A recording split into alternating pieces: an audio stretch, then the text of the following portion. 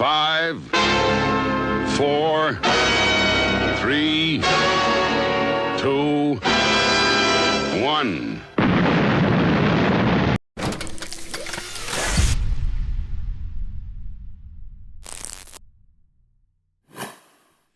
Ebagon, Echoes like.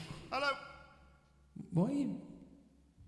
Why is your light shining over there? I have no idea, mate. That wasn't shining over there earlier, was it? I think it was. Really? Because you're... I'm in the shade. You are, again... You haven't even been over there. What is going on? Hang on.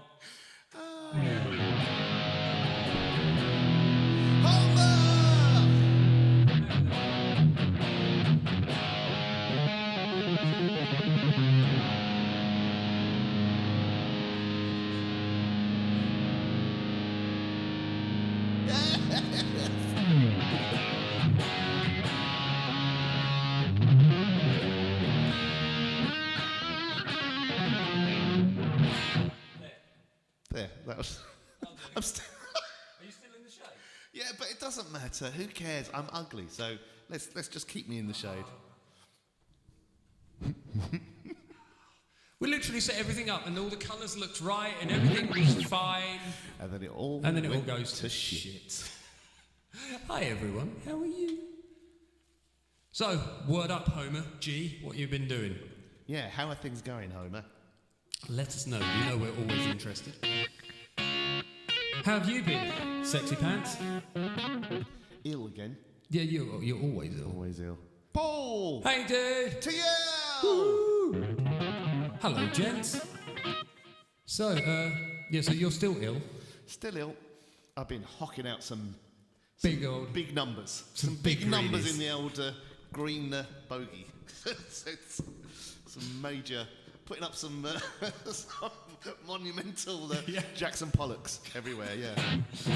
Beautiful. How are you? I had an interesting gig at the weekend on Saturday. Was it the one I was on? No. I played with him. No, that wasn't interesting. I did enjoy it. Good. Matt, the guitarist in I've forgotten your name. In my band. Matt was absolutely killing it. He played really, really well. Oh, bless him. Yeah. And Nick as well. Nick played some real funky stuff in Uptown Funk. Yeah, he started getting a little bit funkier. Yeah, man, it sounded It's really, creeping really in. good. I really liked it. Yeah. But I played with Remark, and I was on bass. Yeah. And With about your dodgy thumbs. dodgy thumbs, but also apparently now dodgy shoulder. Oh, for fuck's sake. I got about 3 songs into the second set. And then you died. My shoulder, I couldn't wear my bass on my shoulder anymore. Oh, dude. So what I had to do is they had a piano stool. I pulled the piano stool out, and I turned it into an upright and rested it like that. Oh, God. I tried like putting my leg on it and resting it on there, playing like that for a bit. And I was like, no, fuck it. Okay. Oh, what's happening to you? I don't know. I just got my body's just shit. Is it still hurting? Huh? Is it still hurting?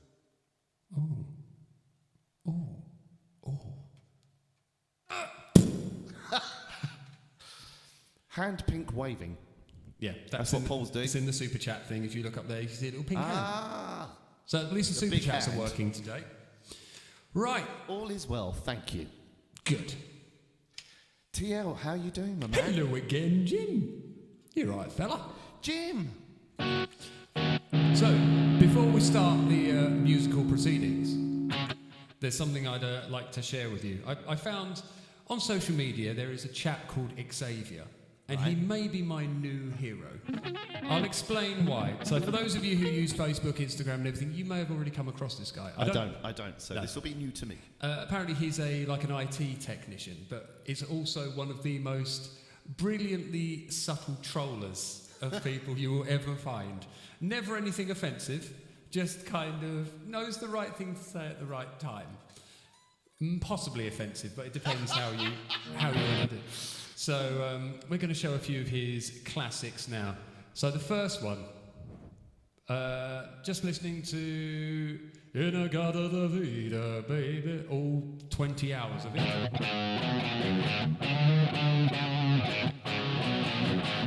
There's a little bit on The Simpsons where they do that in the church, and they're all like nearly dead when she's doing the end of it. Amazing. So yeah, In the Garden of Eden, honey, oh, won't you come with? Right, sorry. it's all right. So this is one. Was that who did that? Was it Was it something butterfly? I am butterfly. Oh, was it? Someone like that. Something butterfly. You'll have to let us know, Teal. I've seen him. Brilliant. Good. Okay, so this is the first one. I'll read the meme out, first of all. My husband is taking me tomorrow for soaping. What should I buy? Answer, a dictionary. Number one.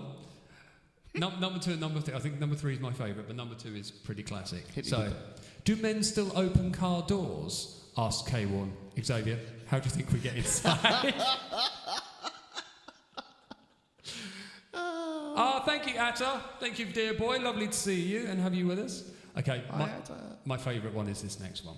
Yes, I'm butterfly. Thank you, Teal. So I'm going to describe it before I bring it on. So it's a train, and you've got this couple lovingly leaning right out of the train in an embrace. Oh, hello. We've got a double. No, it's the same one. Hello. Hello. But yeah, so it's a moving train with a couple leaning out in all artistic fashion, and it says, what's stopping you from doing this? Answer, common sense.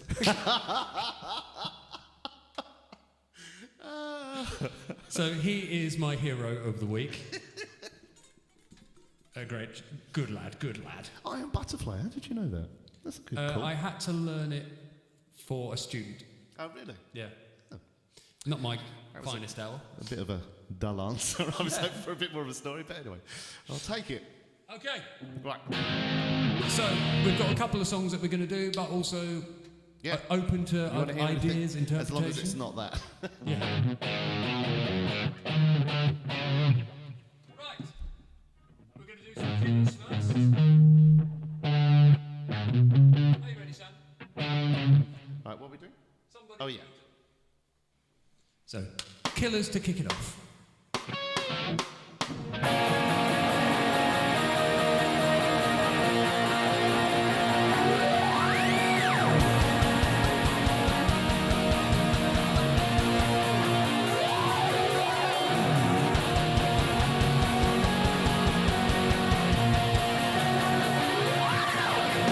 Breaking my back just to know your name. 17 tracks and I'm had it with this game. I'm breaking my back just to know your name. 'Cause heaven ain't close in a place like this. Heaven ain't close, so don't blink, you might miss. 'Cause heaven ain't close in a place like this. I said heaven ain't close in a place like this. Bring it back down tonight.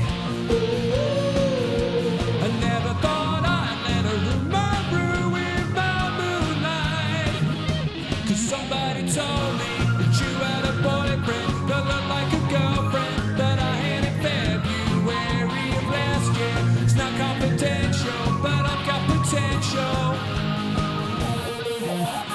Ready, let's roll into something new. Taking its toll and I'm living without you. So ready, let's roll into something new. 'Cause heaven ain't close in a place like this. Heaven ain't close, so don't blink, you might miss. 'Cause heaven ain't close in a place like this. I said heaven ain't close in a place like this. Bring it back down tonight. Never thought I'd let a rumor ruin my moonlight. 'Cause somebody told me that you had a boyfriend that looked like a girlfriend that I had in February of last year. It's not confidential, but I've got potential. Rushing around.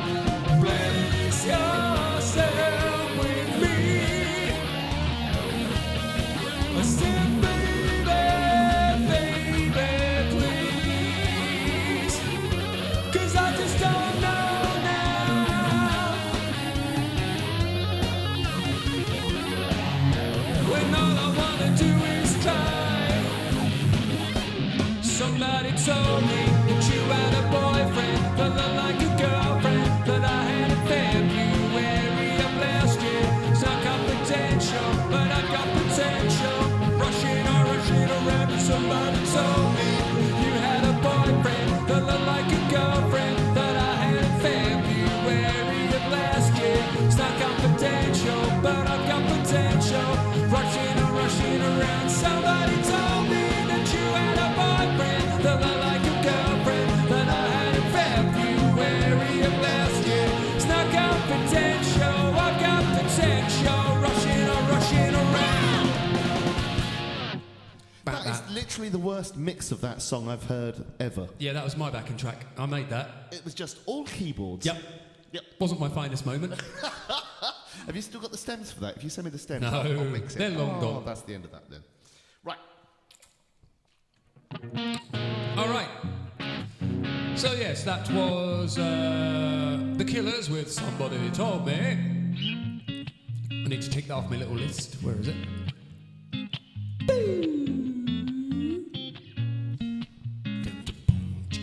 I've got potential, rushing around. That's if it was sung in the style of Fun-Loving Criminals. Potential, I got a February of last year. I got I haven't heard of them in such a long... It's funny you should say that. We should do one of their songs. Yeah, will be a really good one.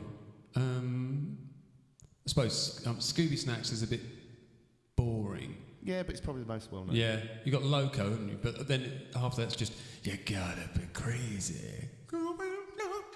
Gotta be crazy. And that's about it. I don't know a lot of their songs. Yeah. I know I played Scooby Snacks in some band and something else. And I know a few songs, but I don't know that song. No. I don't even care for it. No. Fuck it, mate. Kick it right in the snatch. Right, so we actually have a chat subject this week. Ooh. Something I want to ask. I'm going to ask Simon in the form of a question Criminals. and see what his opinion and your lovely people's opinions are. Hello, Paul. How you doing, buddy? Are you all right, fella? Paul is one of these people that can do so many quotes and impressions. It's ridiculous. Like, I wish he has got just a the right thing to just snatch in with it. He's got a humdinger that he can just slam in home. Stick 'em up, punk. Yeah, that was it. It's the Fun-Loving Criminals. Yeah. Does also, you got some people who can do a really good Gollum from Lord of the Rings. Other people who just found miserably. Here's one. Bang on. Spot on. C'est magnifique. Right, so... I've got to say hello to Carl as well. Carl works at the... By the way, thank you, Jim, for liking the stream. Oh, yeah. Thank you, Jim. While we were playing that. Carl works at the Crown in Hornchurch. He's a lovely fellow. He's just such a cool dude. And he said that you played last week when you did Raining Blood, not only playing drums but singing it. You did a fantastic job. I will tell you I had a very sore throat afterwards. But you did so well on that. How Tom Araya can do that for just shout to do his way. either, I mean, the drums are, that is the hardest part on that song, bar anything else, but also to do the vocals as well was quite remarkable, so. You're very kind. A kind of slightly more than sitting applause. Bullshit, Mr. Handman. Right. So, he blushes. You deserve every blush, Paul. Okay, Right, so our question. Let's get into our chat.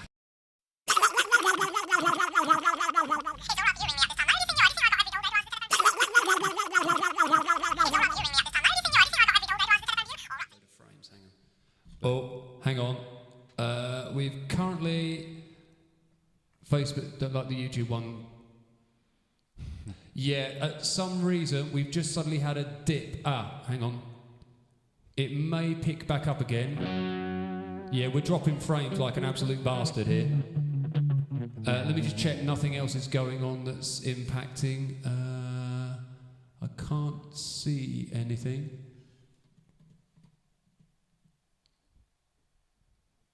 Bear with us. Tell you what we're going to do, just to see if it will pick up. I'm just going to hit stop and restart straight away. Hope sometimes that kills. It's not. We are live. live again. Oh, are we getting any better? We're back. Okay, I think we are back in the green, ladies and gents. Right. Let us know if the quality's better. Hopefully, no, it's just dipped again. Oh, it's just dropped out massively. Yeah, the internet is not happy tonight. We got some bad internet juju. Yeah, you can see it in the bottom. Yeah. Okay, you just have to bear with us, everyone. So the connection for some reason is playing up. Don't know why, don't know where, but I'm sure we'll meet again some sunny Facebook day. in the sky. Right, so we're in our chat section now, believe it or not. But let us know if things are picking back up, if it's working properly again, okay? So the subject is, Mr. Simon. Okay, what is it? Is cultural behaviour hereditary or genetic? /genetic. Okay. Hello, Martin. Hello, Martin. Right. Shall I put our timer on so we don't run into ridiculous amounts of time? Okay, here we go. Right, so first of all, explain the question. Okay, you have told me in the past that certain characters... It's my fault. Yeah, that certain lived experiences, certain behaviours that are learned in life can be transferred down into the next generation. So there's a thing called genetic memory. So the best example of this is, so for instance, little guinea pigs. They've been born in captivity. They've never been in the wild. But if you run your hand over them, they still have a genetic memory to be scared of birds of prey that come and eat them. So they've never experienced it. It's not a nurture thing. It's in their DNA. And so that's one explanation of genetic memory. So very often with animals, they have certain behaviours. Tigers, for instance, if you turn your back on them, regardless of how well you know them or whatever, their instinct is to pounce on you. Same with dogs and cats. And you told me about a study or something. I think it was to do with pigeons or some bird that they trained it with a red light to... Was it pigeons?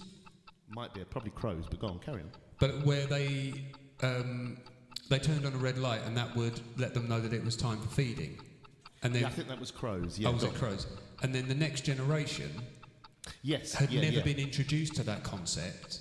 But when they turned the light on, they automatically... They instinctively knew. So they were they were hatched and they were kept from their parents.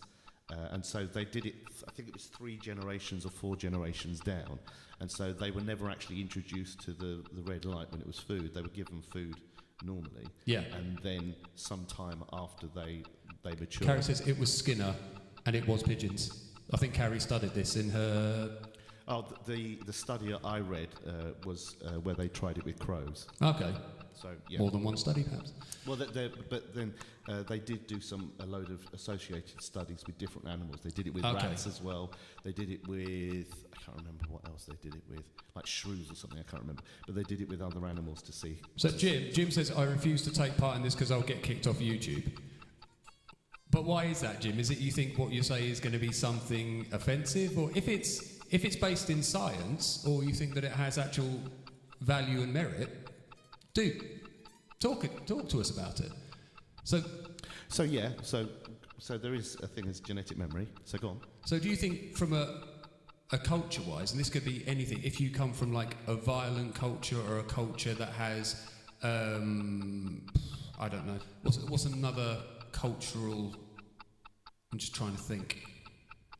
I suppose kind of violence is probably a big one, isn't it? So there's been lots of studies with humans in this area and nothing's been conclusive. At least I've read a fair bit about it and there's nothing really in the same way as that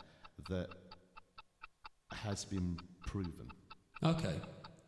So what about, for example, on a more personal level, not from a cultural point of view, but from if a person comes from, say, for example... So when you talk about things like that, like violence or something like that, you'd probably be better off talking about if someone has either an addictive personality or certain parts of their personality is addictive, or if maybe they're quick to anger or they're quick to have an emotion, as opposed to where you're talking about something.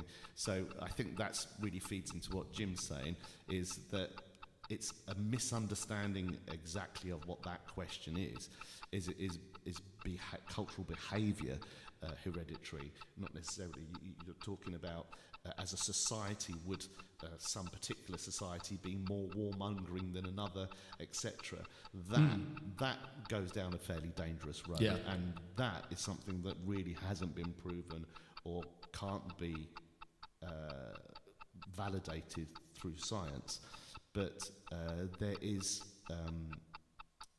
token evidence with things like, so for instance, parents that are gay, their children have, I think it's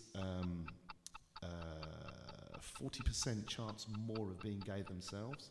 Is that from being raised in a gay family, would that influence? Or No. if you were to take that child away to different parents? No, so again, that may be slightly misunderstanding of the evidence as it's seen. So normally if one parent has been gay, they've actually moved away from the family home and the child's been brought up in with the parent that's heterosexual, with a heterosexual upbringing more so, but they can tend to have a greater percentage to be gay. For instance, people that have addictions, their children are I was more just likely about to ask. Their children are more likely statistically to have addictions associated. And that's as well. even if they're taken out of that environment and put into a... Absolutely, yeah. That's really interesting. Yeah. Again, that's the But that's kind of where... Yeah, so Paul said we're delving into but that's why it's interesting, is what's more heavily laden, the nurture or nature. And TL says it's both. What's a combination of... I mean, what did you mean it's both on, TL? Just let us know. But I think that's what I mean by cultural behaviour. So if a culture is... what the example you're giving of where someone might be more prone to violence, that can be a misunderstanding, because what triggers violence? So it can be anger, but generally, if you're talking about warring, that's very different. That's power struggles. And so that can be more politically motivated than necessarily another way. Nurture's been shown to be a heavier influencer when if their first port of call is to resort to violence, that tends to be more based in nurture than nature. Again, so there's so much token evidence and studies that have been done on it, and each one can be weighted one particular way into another, and because it's not overwhelming, it's very hard to say that it's one or t'other. But with a lot of the stuff, so it would have been late 70s to kind of mid 90s. There was quite a few studies that looked at that, and they found that it was more nurture. So for instance, Carrie just said, one of my exam questions, I think, was the nature-nurture debate about our behaviour influence. I think it argued it's kind of both. That might be what TL's talking about. So if we were to scrap the word cultural and just that's where the weight comes in, because it then becomes a weighted question. So I thought it would be like saying everyone who's born in England is a massive tea drinker by hereditary, but that would be a misunderstanding of it, because it's a nurture thing, a cultural thing that makes that. And where you're saying it's a cultural behaviour that's hereditary. What about, how for on earth would you example, prove that? There's been, throughout history, there's been various religious beliefs that are oppressive to women and things like that, where you have a very sort of, I suppose, some things are culture and how we use are hereditary. That might blow... Oh, as in how we use our hereditary. That's kind of... So, for example, if you have like a society that's very oppressive to women, now you've had like Catholicism historically has been very oppressive. So if you're growing up in that environment, And like, as you say, is that the kind of thing that could be... See, that would be really hard to prove one way to the other, because the nurture situation of that, if you're brought up in that, how would you ever prove, where would you have your control? Yeah. So that's why that's a really good point, that's where it becomes really hard to prove one way or another. That's where my question was basically formed in. So if you had someone who, for like generations and cultural... Like for generations. Sorry, Jim says, I'm a tea drinker, but I'm definitely not massive. But yeah, so if you had, for example, multiple generations of like a society that was very oppressive towards women, and then you took somebody out of that equation in a different society, would there be any hereditary impact, or again, would it just be with a different nurturing? Think about the question you're asking there.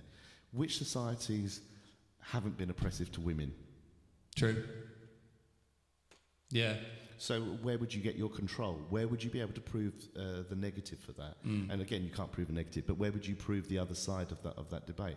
Because universally, apart from when you go way back, the men have just the patriarchal society has oppressed women adversely. Since pretty much the kind of... So does that mean like the... beginning of civilization. Theologies and ideas are less like... And doctrines, theologies, ideas are less likely to be kind of passed down because they're not really emotions. They're not really... how do I put this? They're not the stuff... There's deeper causes to why people... Right, so explain that, because that doesn't quite make sense to me, what you're saying. So like... people have like, say, like bigoted beliefs, whether it's racism, whether it's, sexism, all those kind of things. Is it because they are rooted in deeper emotional areas, and that's more likely what is likely to transfer down the line? A lot of the studies that have looked at this, and so they've tried to look at it in a way to demonstrate it, have found that that's far more based in nurture. Oh, okay. What you're saying there. But if you're talking about genetic memory, then that can be in different areas. Yeah, that's where that thing of nurture and nature it's a lot harder to understand when the status quo has been, for instance, the oppression of women. I'm a drunk cultural. I'm compulsive hereditary. Both are in. That's really interesting, though. Yeah, so compulsiveness can be in your DNA. So, for instance, they reckon there was 6 genes involved in, I can't remember offhand the actual names of the genes, but there's 6 genes that are considered at play with compulsive behaviour or addiction, especially addiction. Okay, here's a question. Sorry, this is going on a lot longer, but it's really interesting, and I just want to see if there's... Just remember that people might find it a bit boring, but anyway, go on. Yeah, if you're finding it a bit boring, I'll just make this last point. So take, for example, then if we looked at somebody, say like black society during the slave era, now, living in constant fear and all the impact that would have on the psyche. Now, we talked about that certain genetic memories, like in fear responses and things like that. Could that kind of thing transfer? So how would you prove that? Yeah. See, the thing is, if you've been brought up in severe oppression, you've got to think from the very, beginning of your life and your existence, that has been drummed into you, because the people that you're watching around you, if they're in fear, if they're oppressed, you're going to be watching those behaviours, and then you start to simulate that. Children up to kind of the age of 5, they absorb so much from their parents or the parental guardians around them in gestures, in language, in behaviours. They absorb all of that. So it would be really, really hard to prove that, because you would have to take them out of that to be able situation to have control. In a completely different situation, and then see if they would respond to similar stimuli. So effectively, just taking the thing of oppression to women, you would need to take them out of that society and bring up this child from birth in a society that was pro-female. Where would that be? Yeah. If you were going to do the same thing with racism, where would that be? Well, you can definitely, there are probably more, there are places that are far more accepting than very. I mean, that's the trouble at the time. But that's the thing. Yeah. You've got to have it so that it's pro the other way. If it was to do with homosexuality, where would you not have that stigma, where there's even a slight bit of stigma, or where it's pro the opposite way? I think there would be places. So, for example, if you had been several generations of like black slavery in America, but then maybe you were brought back to countries like Africa or something where how you looked did not matter. Yeah, but again, that's a slight misunderstanding of it. So even in countries like Africa and stuff, you still had the Dutch had taken over at that time. So they were within African society as well. You still had a strong tribal mentality. So you had these castes. You had the same thing in India and Sri Lanka, across Iran and stuff, where there was castes. Certain people were considered upper echelons, other people were considered lower echelons. You would need to be free of that. Where would you find that? Yeah, true. See, so wherever it's like saying, oh, well, if you were wanted to be liberated for your freedoms of religion, you'd move to Ireland. That wouldn't be the case. So that's why the original settlers moved out to America. I can't remember what they were. The big buckles on their hats. Oh, not pilgrims. Well, they were the pilgrims. Yeah. They were considered. But again, they had a very purist religion that was quite severe, and they felt that other people were too easygoing with their religion. So they moved to America, and then that fractured again. There, Paul's made a isn't there a thing about genetic memory and babies swimming underwater without help? Yeah, so that's put down to genetic memory as well. So that is put down to that going back to our what do they say, mammalian brain, our prehistoric brain, where it goes back to our fish-like ancestor and that's a long old genetic memory, isn't it? Yeah, but again, kids instinctively hold their breath when they wouldn't have been taught to do that. Yeah. So, sorry, I don't. And actually, that test that they say about you could throw a baby in it, that doesn't actually always work. No, don't. We'd recommend not trying it, ladies and gentlemen. But it was shown that it did happen more positive. There was more positive results on that than negative, but there was still kids that went and tried to prove. This is my last one, I promise, because this is something talking about genetic memory and like primal urges and things like that.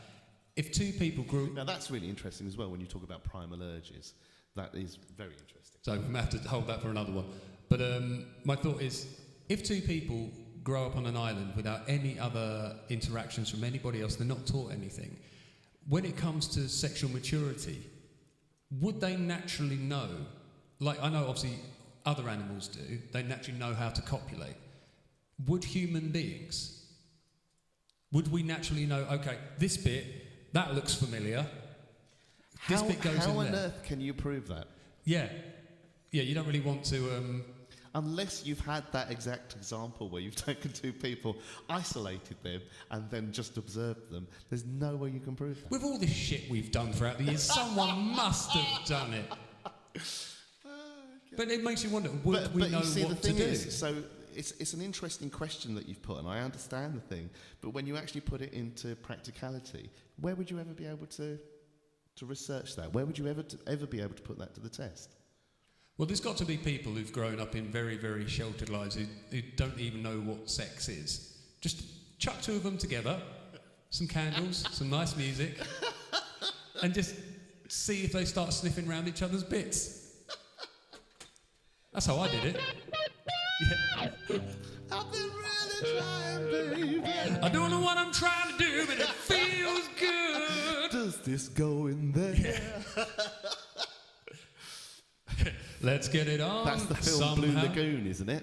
I don't know. Homer, I do not know. Is that? Oh, it's Blue Lagoon. Is that the one with Oliver Reed? You ever seen that? No. If it's that one, let me know. Oliver Reed and a lady on a desert island. Right, okay, that's the end of the chat. Sorry everyone, I got carried away.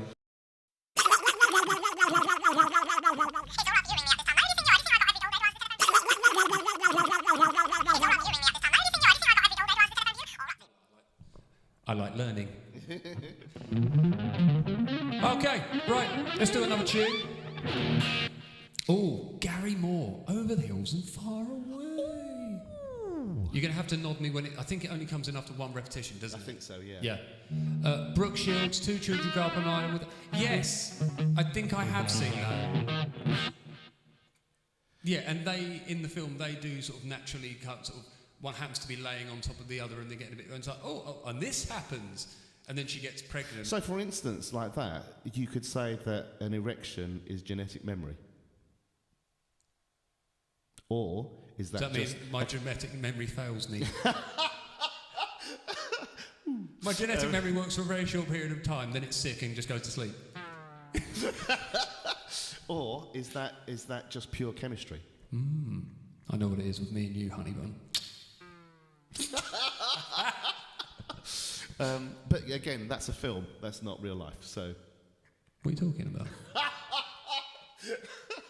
what the fuck?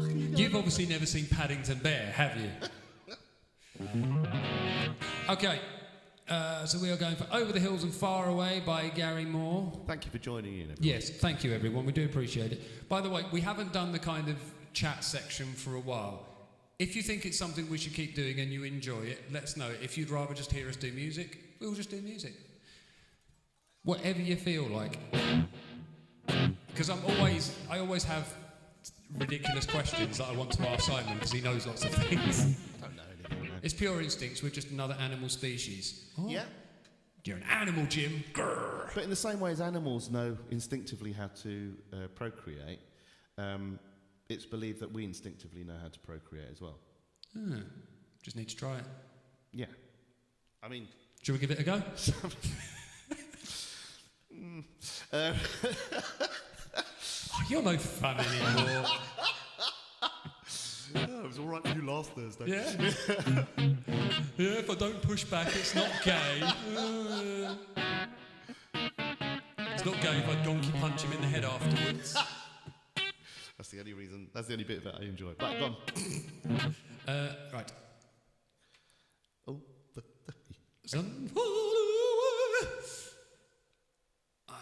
track would be handy, wouldn't it? Where is it? Always so well prepared we are, aren't we? Yeah. There's literally not a fucking thing we can do well. Nope. Right. Should be running. Who came for him one winter's night? Arrested, he was bound. They said there'd been a robbery. His pistol had been found.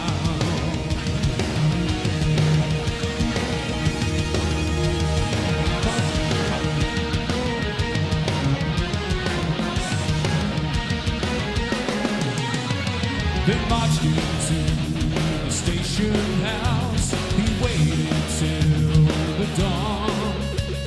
And as they led him to the dock, he knew that he'd been wrong. Instead accused of robbery, he heard the bailiff say, and he without an alibi, tomorrow light would mourn his freedom. Over the hills and far away, for 10 long years he'll count the days. Over the mountains and the seas, a prisoner's life for him there'll be. He knew that it would cost him dear, but yes, he would not say just where he'd been that fateful night. A secret it must stay.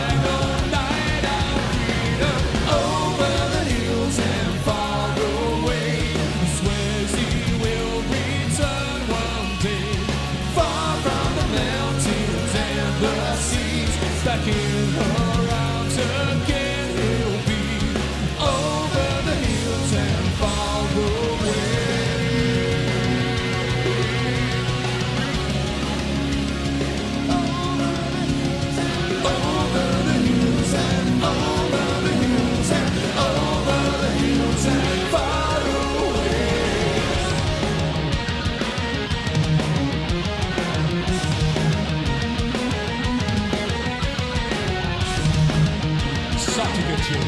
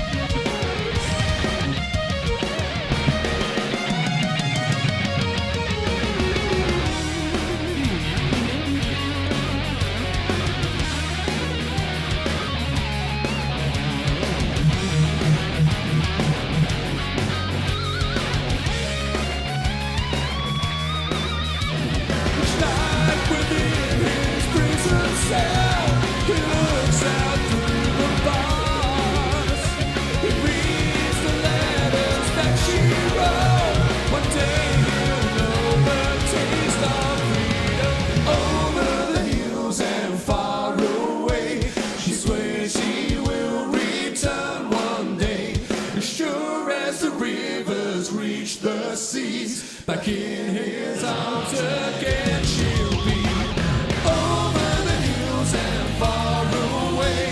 He swears he will return one day, sure as the rivers reach the seas. Back in his arms is where she'll be, over the hills and far away.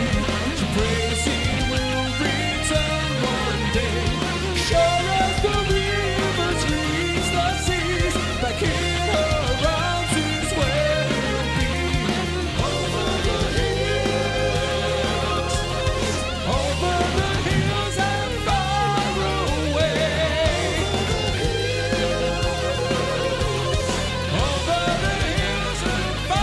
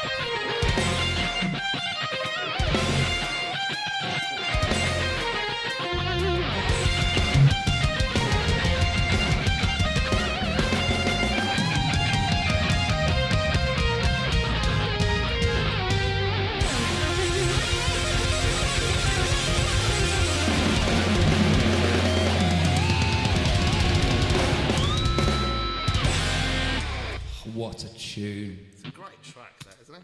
Yeah, I wonder who's it made it. No, I didn't mean that, but I mean... Did you see a theme? I do a track, it's like, yeah, it's fucking awful, isn't it? Who made this? Oh, my track. That's amazing. Who did that? I meant the actual song, but yeah. Okay. Although... Oh, Gary Moore, what a... Oh, it was just a monster. Oh, he was amazing. What's this? Hang on. Do you want to tell us a fact, Simon? Tell me something interesting. Tell me something I don't know, which is a lot. Oh, man, what can I tell you? By the way, if any of you out there have got some good facts, check us on that featured The Chieftains. Yes. Rachel! Hello, lovely. Rachel is awesome. She loves World War II aircraft, so immediately she's like my favourite person in the world. Why do you love the World War II? I had a trouble there. I had a trouble, I did. With language. World War II aircraft. Why? Okay, I'm going to say why I love World War II aircraft, and then Rachel, chime in with what makes you... There's several parts to it. I get really emotional when I see certain aircraft, because I know that in those aircraft, people risked everything to protect the country they loved against... These guys... Was it the country they loved, or just they were called up and... No, I mean, a lot of them were volunteers. Yeah, but that was because they were fighting for freedom. Yeah, but that's the thing, fighting for freedom. It's the difference with someone like when you go to fight, when you're conscripted and go to fight for someone, especially someone you don't. That's what we're seeing in Russia and Ukraine. So I see. That's a really interesting thing. Do you think that someone's more of a hero when they volunteered, because that's something they wanted to do, or when someone's conscripted, that's something they have to do. That's an interesting question. Because to me, I think being conscripted and having to go and fight, that makes, and then you put yourself out and you do, because otherwise if you're doing something that you want to do, well, it's something that you wanted to do anyway. Surely? That's a really interesting point. I would have probably thought, a person who goes to war of their own volition to serve, to protect their country and everything, I would call that. But what you're saying, I do understand your point. Because if you walk into a fire wishing that you didn't have to, that to me is more of a hero than someone who's going, yeah, come on, because they want to run into a fire. I suppose, you could say, for example, if there was somebody drowning in a river and you've got a coast guard pulling up, or somebody pulling up, or someone who just jumps in, they're like, shit, there's no one around. If I don't try and do something... they're scared to death of losing their life. Yeah. But they do it all the same.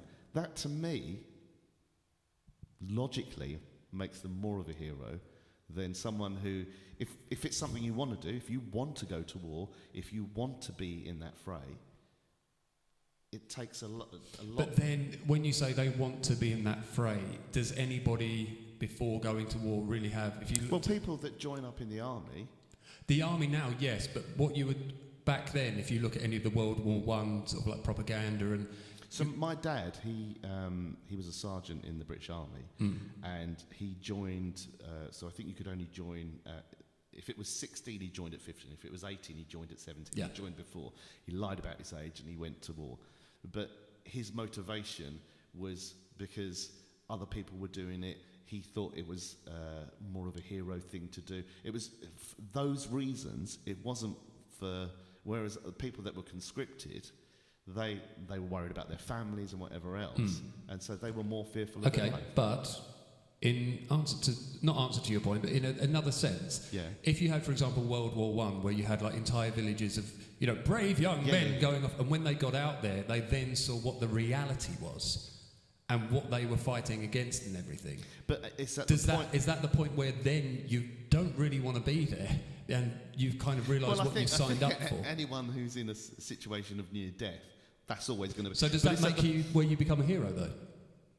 I don't know. I think it's at that point when, like, if you've walked into a lion's den, or you've been thrown into a lion's den, isn't that down to your own? That's down to your own. But if it depends where you're talking from. If you're talking point from the emotional investment, where you said that. These people gung-ho going in, I want to fight, and you said the people who are the heroes are the ones who don't want the fight, are the ones who are like scared shitless. Most of the troops, once they got into that situation, felt like that. So therefore, do they become heroes by your definition and standard? Yeah, I don't know. It's a very good point. Did you hear that? Everyone, hang on. Wait a minute.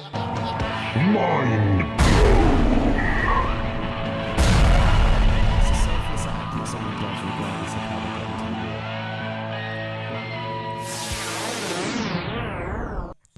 Sorry, can we just all acknowledge I made Simon say that... No, you make lots of good points, dude. It's a selfless act that someone does regardless of... Well, is there any such thing? So this is really interesting, Jim. I don't believe there's ever such thing as a selfless act. Shall we make that the conversation for so next... I've had this conversation with loads of people. And so it is a really, really interesting one. So, to us it is anyway. To everyone else it might be, fuck off, you're boring. Right, let's do another song. Okay. But yes, again, thank you for your interjections. But Rachel, yes, tell us why you like aircraft. Yeah. But also the sound of the engines are beautiful when you hear it. It's also like seeing what they could do, aircraft of nearly 100 years old.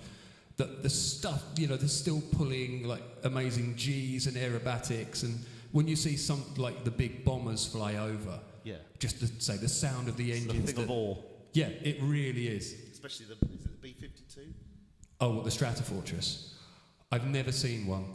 I'm tempted to... I looked up... I don't know if they have them, but you have the RAF Royal Air Tattoo in Fairford.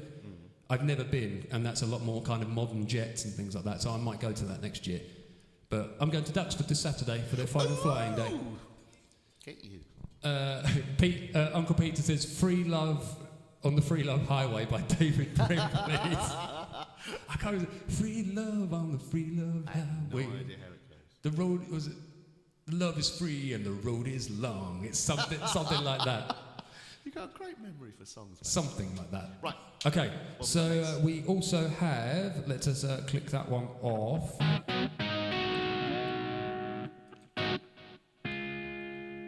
But also remember, ladies and gentlemen, when we talk about this stuff, our opinions are kind of, we're trying to usually find the logic, aren't we, behind why people believe what they do. Because everybody in life has emotional beliefs and their inner truths and everything like that, and everyone is different. But it's always interesting to see what happens. Debate is interesting. Yeah. Sometimes when you cut away that emotion and actually look at just the pure reality of something, it sometimes gives you a different perspective. I bet the sound of 1,000 Lancasters flying over your head wasn't very beautiful. If they're flying out of your country to someone else, it's probably quite awe-inspiring. If you have, like, for example, an entire wing of Heinkel HE-111s flying over the cliffs of Dover, then it's not very beautiful. One of my exes, her grandparents used to live in Rotherhithe during the war, and some of their tales of the Blitz and stuff like that, really scary. Yeah, absolutely terrifying.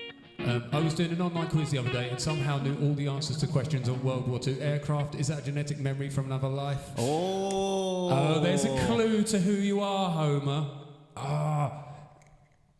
You know recovered and you know World War II aircraft.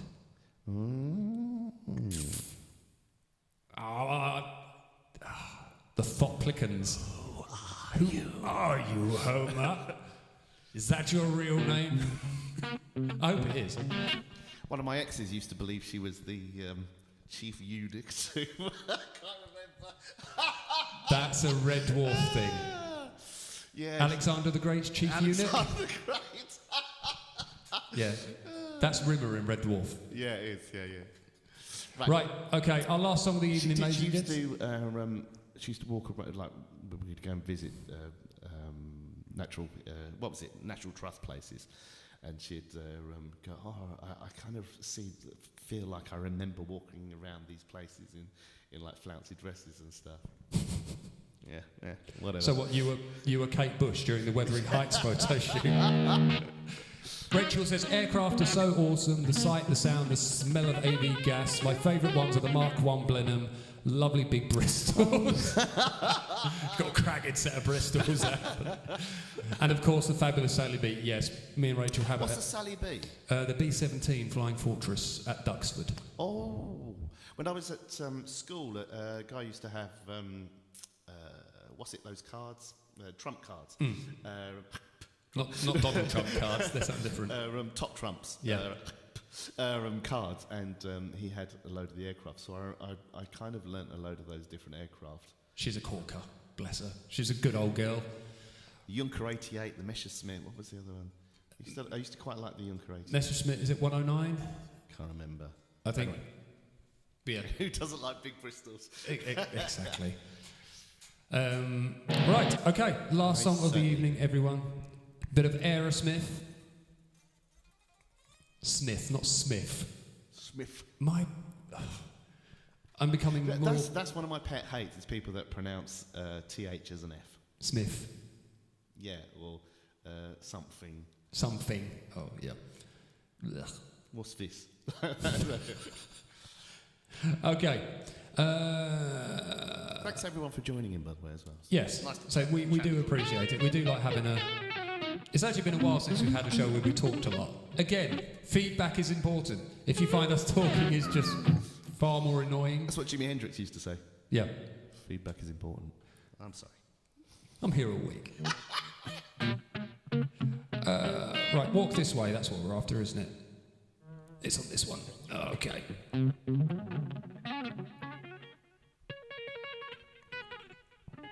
It's which version it is as well, I'm not sure. We'll find out.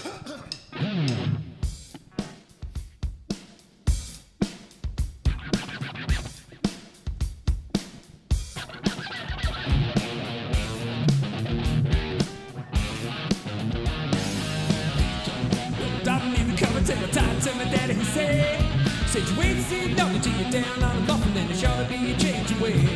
Met a cheerleader, was a real young leader, running times I could reminisce.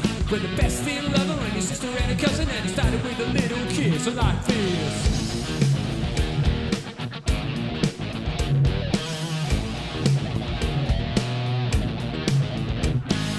She starts swinging with the bars in the school and the feet flying up in the air. She's head did with the kitty in the middle and he's swinging like it just don't care. So we took a real chance at the high school dance with a lady who was ready to play. Was a bit wrong, could you know what she was doing when she taught me how to walk this way? She taught me to walk this way, talk this way, walk this way, talk this way. Just give me your keys.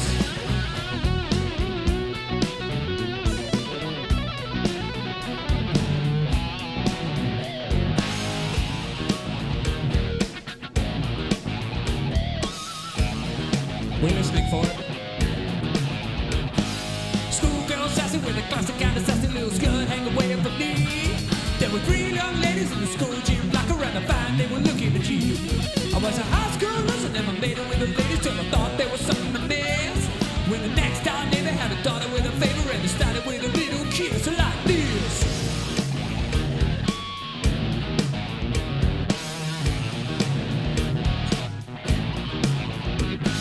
Since I was swinging with the bars in the school and the feet flying up in the air. Sing hey diddy and the kitty in the middle and he's swinging like I just don't care. So I took a real chance at the high school dance with the lady who was ready to play. She was pleased just for cause she knew what she was doing when she taught me how to walk this way. She taught me to walk this way, talk this way, walk this way, talk this way. She told me to walk this way, talk this way, walk this way, talk this way. Just get so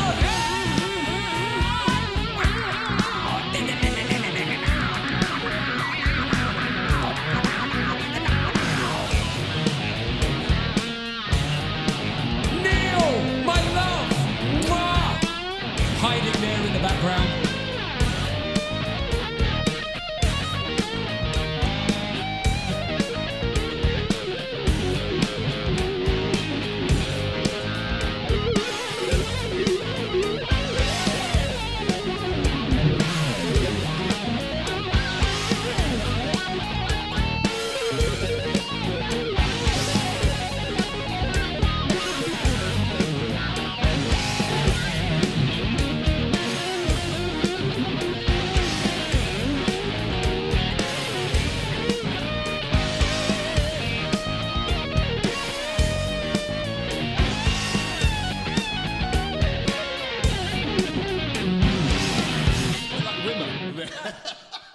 It was a right rimmer face. Nicely done, sir. Well done. Nice, really good. How you remember all of that? I have no idea. You Just remember. Hey, diddle. Yeah. My penis in the middle. Bristles from ear to ear. All right, everyone. Thank you, Neil. I didn't even see that for some reason it didn't trigger off that you'd like the stream for us. So, but I now see that you did. Thank you, Neil. You're a lovely, lovely man. Really nice to see you again, dude. Yes, absolutely. Thank you for tuning. Shall we do our? Shall we do our thanks? Okay, so we'd like to thank Mr. Jim, Mr. Atta, and Mr. Neil for all liking the stream this week. Mr. Neil. Sorry? I'm just thank you in a kind of snooker voice. Okay. Thank you, Neil. Thank you, Ed. And thank you, Atta. So, very kind of you for liking the stream there. Thank you for coming along and liking everything you've seen. It's always good to see Neil Hinsley on a night like this. He really brings his A game.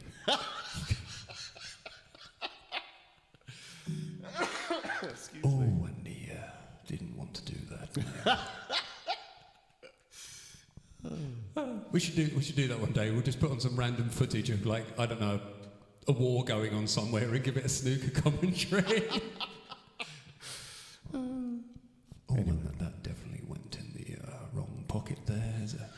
That's going to be a hard one to get out of with that much split on the table. desperately grabbing for snooker. Yeah, snooker analogies. All right, everyone. My like was camouflaged by like by Atta. Overshadowed, Neil. The life of a drummer. What can we say? We always feel like that. All right, everyone. Take care. Enjoy the rest of your week. Simon, what are you up to this week? Do you know where you are? In the jungle, baby.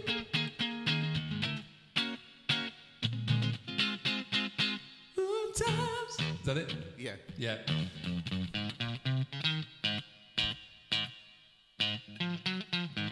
I said hip hop, hip to the hip. He said the hip hop. You don't stop but rock it to the bam bam boogie. Said I'll jump the boogie to the rhythm of the booty beat. Now what you hear is not a test, but I'll match it to the beat.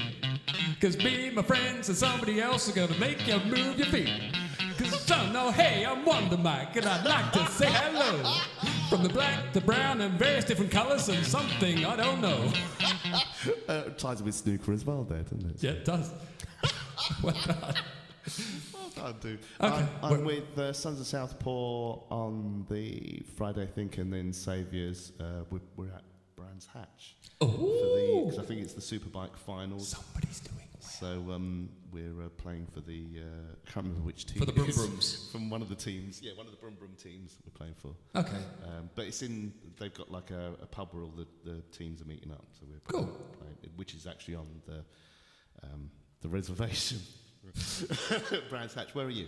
You go back to your Indian roots, are you?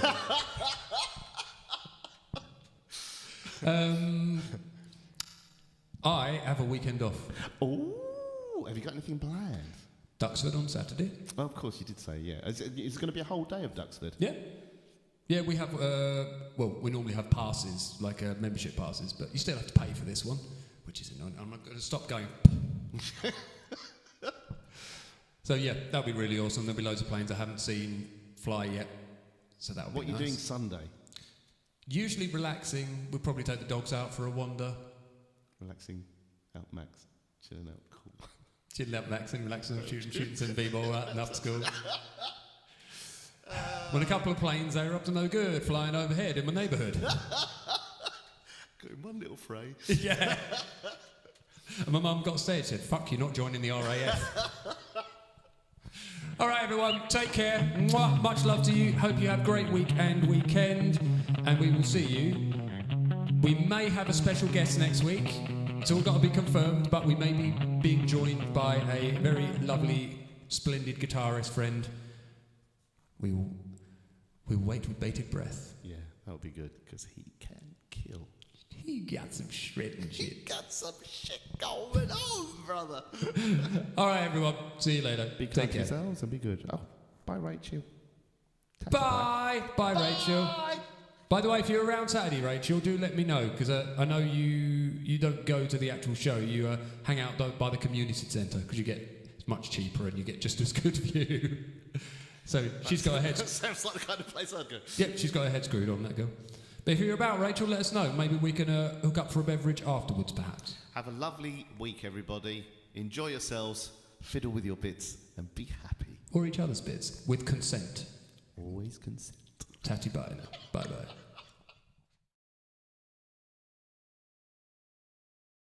Seriously, with consent. It's very, very important.